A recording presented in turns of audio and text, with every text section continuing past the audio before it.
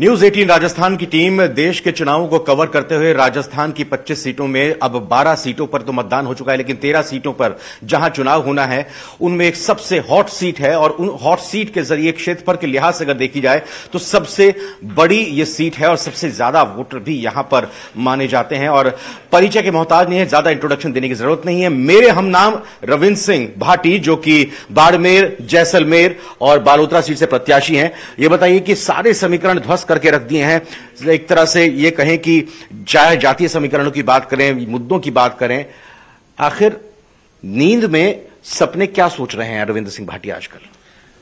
हकीकत कहें तो नींद आ ही नहीं रही है और नींद लेने का समय ही नहीं मिल पा रहा, पर मुझे विश्वास है मेरी जनता पे, छत्तीसी कौम के लोगों पे, कि वो अपने बेटे, अपने भाई रविंद्र पे विश्वास जताएंगे और उसे सेवा करने का मौका जरूर देंगे। आपको नींद नहीं आ रही, लेकिन आपने बाकियों की नींद बढ़ाई हुई है। उन्हें नींद आ जाती है अगर वो काम करते तो। काम नहीं किया तो जाहिर सी बात है जनता जवाब तो देगी। आप पर आरोप लग रहे हैं कि आप बीजेपी की बी टीम है, कांग्रेस वाले कह रहे हैं कि बीजेपी वाले कह रहे हैं कि आप कांग्रेस की बी टीम है।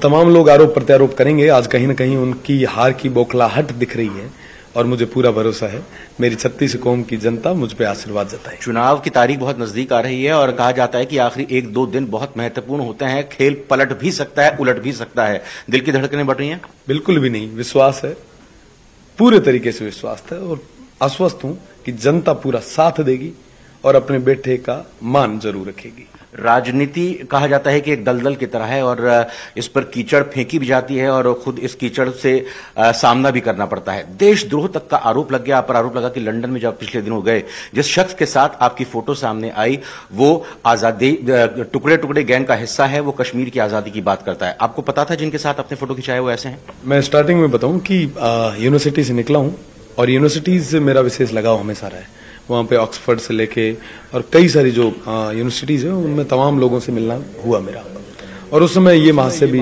वहां थे, इनसे भी सहयोग से मिलना हुआ। पर अगर किसी को पता हो कि भैया ये ऐसे ऐसे कामों में लिप्त है या इन पे ऐसे एलिगेशन है, तो जाहिर सी बात है कि कौन अपना फोटो खिंचवाएगा। और रही बात दूसरी, मैं तो तमाम लोगों को कहता भी हूं जो आरोप लगाते हैं कि आप सिद्ध करके बताओ। मैं हर तरीके से तैयार हूं। तमाम एजेंसियां हैं, आज वर्ल्ड वाइड एजेंसियां चल रही है। आज मैं चुनाव लड़ रहा हूं तो कई सारे लोगों के रडार पे हूं।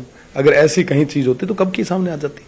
और मैं जब तक आपके साथ था तो देशभक्त था। आज जैसे ही मैं चुनाव लड़ने के लिए आगे आया, जनता ने मुझे आशीर्वाद दिया, जनता का हुजूम जब मेरे साथ में चलने लग गया तो आपको देशद्रोही दिखने लग गया। आप जेएनयू में थे, एबीवीपी के हिस्सा थे, टिकट नहीं मिला, आप फिर अध्यक्ष पद का चुनाव आपने निर्दलीय लड़ा, जीते। उसके बाद शिव से आप निर्दलीय विधायक बनकर आए, टिकट नहीं मिला बीजेपी से, अब फिर से निर्दलीय विधायक बने। क्या ये शुरुआती से आपके बगावती तेवर रहे हैं?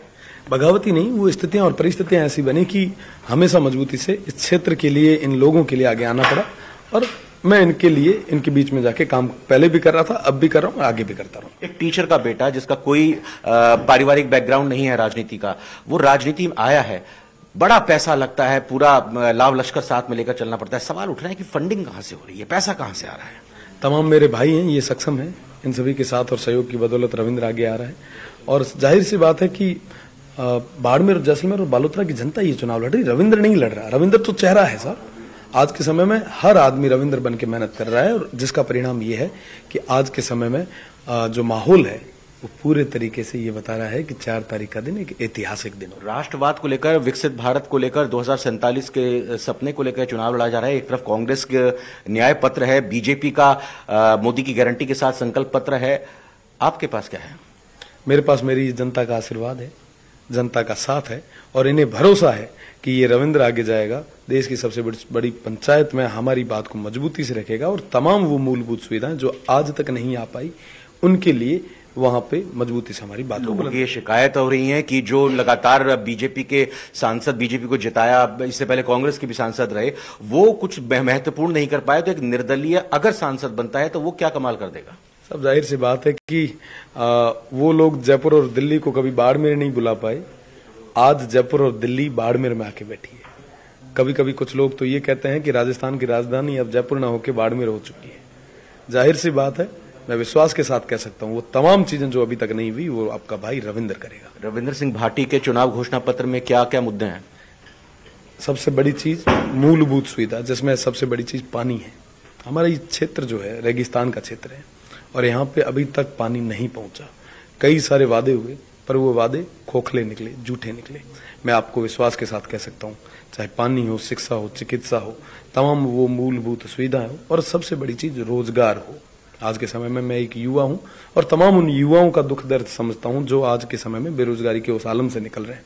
मैं निश्चित तौर पे उन तमाम लोगों को रोजगार दिलवाने का काम करूंगा। एक आरोप यह भी लगता है आप पर, एक नेता है कांग्रेस के, उन्होंने कहा कि रविंद्र सिंह भाटी डिस्को में जाते हैं, पब में जाते हैं और पब में क्या कुछ करते हैं वो कहने वाली बात नहीं है। तो इन आरोपों पर आप क्या कहेंगे? 26 साल की उम्र है, ये बात सही है, लेकिन इस तरह के आक्षेप लगाना, कुछ सफाई देना चाहेंगे? नहीं, कोई सफाई नहीं दूंगा। और जाहिर सी बात है कि मुझे उन्होंने ये जरूर कहा था, डोटासरा जी की आप शायद बात कर रहे होंगे, उन्होंने कहा था कि साहब वो नाचते हैं, कूदते हैं, वो भी नाचते हैं, मैं नाच रहा हूं तो क्या गलत किया। तो मैं जाहिर सी बात है कि वो बुजुर्ग हैं, बुजुर्ग नाचते इतने अच्छे नहीं लगते। आपकी चिंता मुख्यमंत्री भजनलाल शर्मा बड़ा करते हैं, आपको अपने साथ चॉपर में, हेलीकॉप्टर में लेकर घूमते हैं, लेकिन आप उनकी बात नहीं मानते हैं। बिल्कुल मानता हूँ, क्यों नहीं मानता हूँ। चुनाव लड़ रहे हैं आप तो उनके खिलाफ, तो चुनाव तो लड़ना पड़ेगा ना, वो तो जनता का आदेश है। क्या बात हुई थी हेलीकॉप्टर में?